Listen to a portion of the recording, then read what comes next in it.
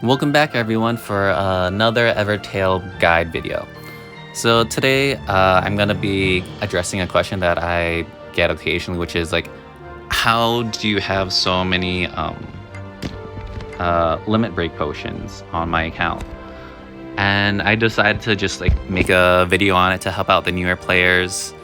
And so like when you first get, you make your summon, you get your SSS or the SSR character, the first thing you usually want to do is to try to level them up. But typically the first thing that is like the limiting factor is usually these character break potions, which are kind of scarce. And if you look at the description, it actually says right there, the primary source is raids. And after that, the next thing you might be low on resources is the EXP coins, which I'll be going over a little bit later. And then if you want, you can also just go into your inventory. If there's something that you're missing or lack, you can actually just click on it and it'll tell you what the best source or how to get that material or resource. A lot of them are going to be from raids. For character break potions, look for the purple big scary poison dragon Bahamut and use that. All the other raid bosses will give you different rewards and prizes depending on what you're looking for. Go for first time clears because repeats give less even if it's a higher difficulty. In terms of time, just click on the raid to see what time it will say. So this says it will start in 1 hour 52 minutes, and each raid lasts for 1 hour long. And this time is specific to your server and your time zone, but it will stay the same every day. So like when I move states, like -3 hour time zone difference, the typical raid didn't change like -3 hours. So it really varies and you just have to click on it, check for yourself, see when that happens. And I do have multiple accounts, so one of them isn't on the same raid time as the others. And I didn't know this before, like it would matter before the 2.0 update hit. And when we got to choose the servers to join, I didn't think it would make a difference. And I just clicked the random recommended. But depending on how committed you are and what time it is, you could possibly set up an alarm every day on your phone to tell you when the raids are. I think they're usually like twice a day, but I wouldn't recommend waking up at like a crazy hour, like 4 a.m. just for a raid. Like just skip it. It's not worth that time and waking up. Since raids last only for 1 hour, you want to try to start the raid as soon as it opens because that's when most people will be playing. And playing with other people can increase your chances of clearing more difficult raids. Ignore the 17 minutes left on this actual gameplay footage. I get lazy sometimes. But ideally, you want to start when the hour starts because yeah, playing with other people will increase your chances of clearing the stage, especially on more difficult powered stages. And especially if you're a newer player and you have low battalion power and you can't do raids on your own. And since they're limited to 3 raids per like raid session, if you wait like where I am right now, like when you have like less than 30 minutes or so, you're gonna have a harder time joining teams to help you because usually everyone will have completed the raid by then, unless you're like me and you get lazy and sloppy. But it's not impossible to find a team, as you can see. It's just that it typically takes a little bit more time from my experience. In terms of difficulty, there's no actual like number that's proven or anything. I kind of just made this number up, but I would say if you're at least like half the recommended battalion power, then you could try to attempt to solo. And just because you don't defeat it the first time, it does not mean you can never defeat it. Just because of how the AI and RNG works, sometimes like after 2-3 more attempts of defeating, then you might become victorious. Even if you don't change like your team at all, same raid, same everything, you might still be able to beat it. No guarantee, because it really does depend on your team and which first 5 units you have in your current battalion. Because good synergy really makes a difference, especially like sometimes like I've soloed raids that are like a third of the recommended power, but I failed some where like I don't have as good of a team where it's over half the recommended power. So synergy does matter, especially against enemy raid teams that you're facing, like if they're a good or bad matchup. And with that, like teams, it does matter in terms of like your teammates and who joins your team. Like the person who just joined has a poison team, and typically burn and poison have anti-synergy with each other. And whoever creates the raid is going to be the first one in line. After that, it's just the order that people join, but if the second person leaves, the third person will keep their third spot, and the next person that joins will become the second. And here's what I mean by like a good matchup. So I'm fighting a stun team, but even though I'm like fourth the power, I still win because burn counters stun really well because they can't get stunned.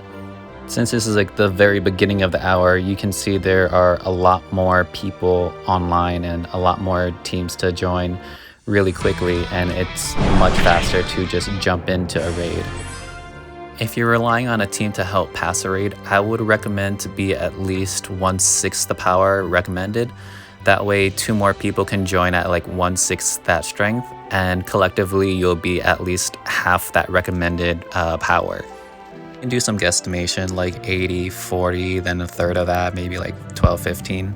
So if you look at the guy that just joined, he's 7 mil, which is not enough. He either leaves or gets kicked by the leader and is immediately replaced by someone else. And then that other person is about the right level, and the collective 3 of us are able to pass the raid.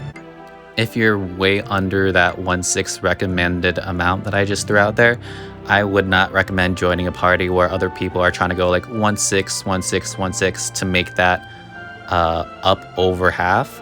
Because then if you do join, like this guy that just joins is 4 mil, which is way under a recommended for an 85 mil boss. Like you're just sabotaging the whole team and it's just gonna fail. I also wouldn't recommend creating a new raid at the hardest difficulty if you have 0 chance of winning and without being carried hard. And most people will not join your party, especially if it's not at the start of their hour, and you could be waiting a really long time and essentially just be wasting your time. Because most people would rather join something that they have a chance at winning. If you really want to do a raid and get carried, which I generally don't recommend, I would say you should probably join an already existing party that's already over half the recommended power before you join. And then hopefully they'll be nice enough to help carry you, which most people are and typically don't kick if they have enough power.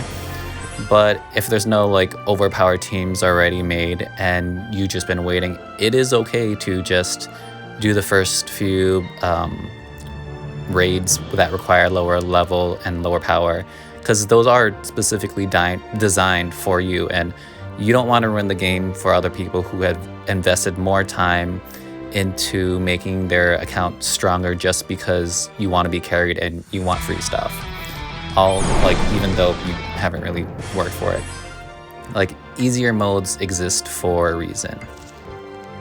And my advice for players who are much stronger and have a really high power battalion, to make teams and wait for people if you have the time, like if you can. Help out the newer players, and if you only have like 1 other person in your party and you've been waiting for forever for the third, it's okay to start. Like, at least you're helping 1 other person. In general, if you're trying to beat some of that harder content, 3 is best, but if you've been waiting for a really long time and you have 2, but you might have a chance with just 2, you can just go for it, give it a shot. Sometimes it might surprise you, sometimes you might succeed, and sometimes the second person will be willing to rejoin you even if you get defeated and try again. As you play more, you can start recognizing familiar names. Like on my server, anything like related to Quack is probably part of the Quackin guild, which is crazy strong. I would recommend doing the events just because you can get a good amount of like character EXP, but on top of that, you can also get character break potions. What you get is kind of random, and if you can, just go as far as you can. The last stage will give you the most character potions. Sometimes it's 20, 25, 30, 40. It's kind of all up in the air, but just do the events. In terms of the event shop, you can exchange for character limit break potions and character EXP coins. However, I found that the exchange rate isn't really the best, like in terms of time investment. And I would say you should probably prioritize the weapon first and the artifact, and then possibly the character if you want / need them, or you don't already have them fully awakened, since these events do repeat. But if after all that you have all those things, then you could possibly get character break potions. And then if you guys are struggling to clear that last stage on the events, then you should check out my gameplay videos where I have like specific events with each boss on the last stage. Sometimes like they're bosses, sometimes they're just EX10. But check them out because I do use different teams and I do show the gameplay. So I have like a crisis team, some burn, some poison, some stealth, some sleep, some overdrive. So hopefully one of them you can like figure out some sort of strategy and it might help you to clear that last stage.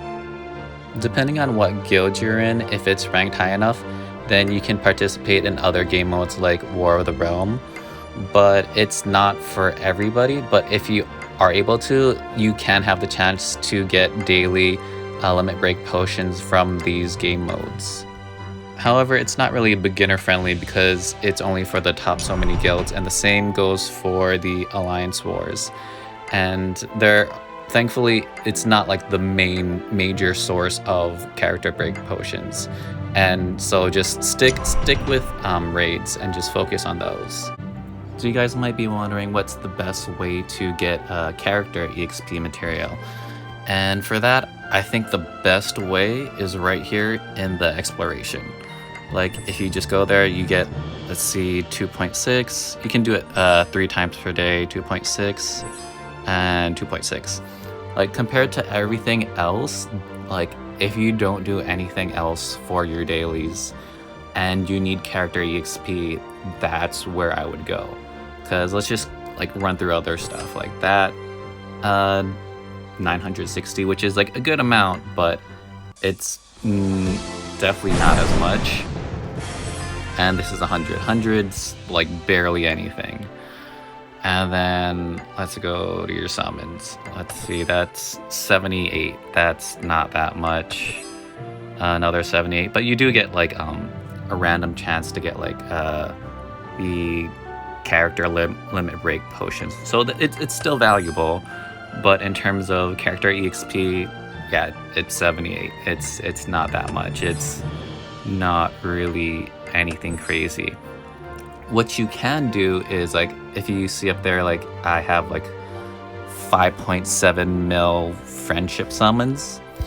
What you can do is, even though like it doesn't give that much character EXP, like that was 240. But if you do it like 100 or 1,000, oh, they added 1,000, that's even better. If you do like thousands and thousands of times, then it will slowly add up. Again, it's not gonna be, you have a limited amount, so it's not like an infinite amount, but it is a way to get more character EXP material if you, I guess, are short. If you just need a little bit more, then yeah, that's 41,000 character EXPs for 1,000 friendship points. So that's another way that you can, if you do have those friendship points. But I'd say definitely daily just exploration's the way to go. Like that's just something you do every day. It's really easy. And then in terms of just like in general, like when you want to level up your character and make them stronger, like we did go over limit breaks and just, okay, that's fully limit break here. Like character limit breaks are one way, and getting that EXP for the level up is another way. But I also don't want you guys to forget about boost. And boost are really simple to do. A lot of the other ways you power and level up your character are probably usually going to come from raids and the other rewards that raid bosses give you.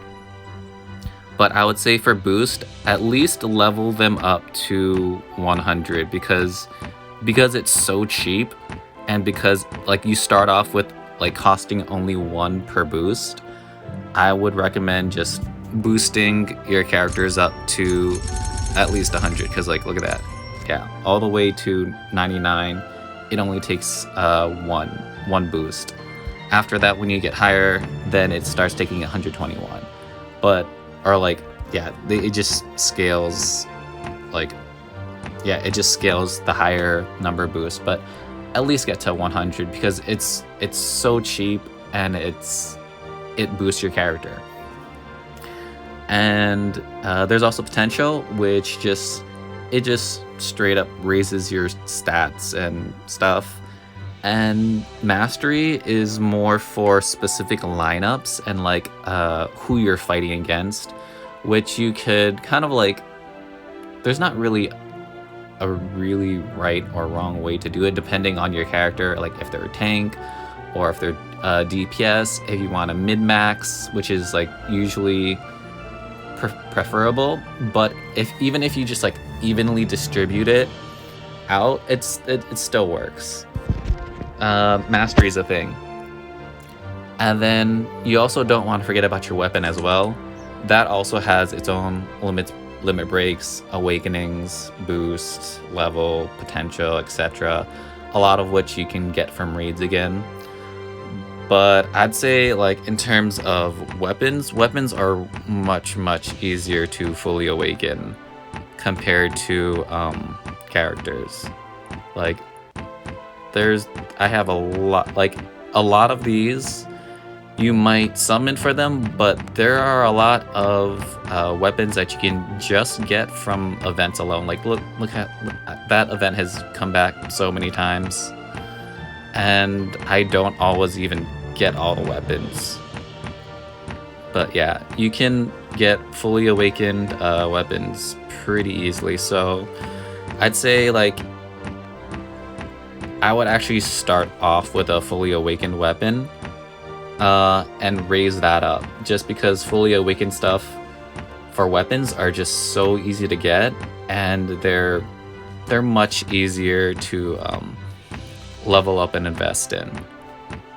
Other than if you get like one copy of a good weapon just from summoning on a banner, I'd say the fully awakened weapon is definitely more worth it.